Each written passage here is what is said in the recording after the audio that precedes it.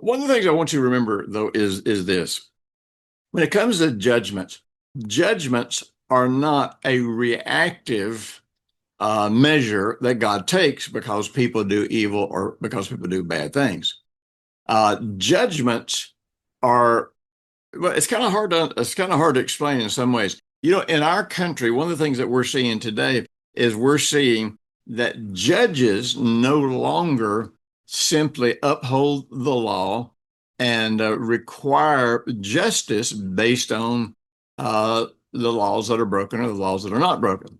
Uh, and one of the things that is missing from our justice system that used to be there when I was a young man growing up is that today they try to pass a judgment about why people do things. And if people have a good enough reason for why they did things, even though they broke the law, they get by with it. Well, that's not what a judge is supposed to do. That's what you call adjudicating from the bench, or trying to create laws from the bench.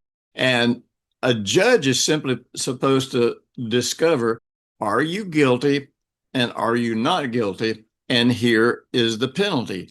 Because the assumption of law is that except for an actual case of insanity, which most pleas of insanity today are a joke, other than actual cases of true insanity, every person has to be responsible for their behavior.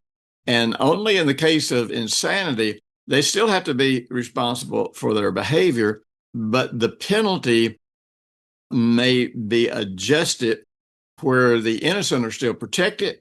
That person can no longer harm people, but they don't get away for free just because they have a good enough excuse.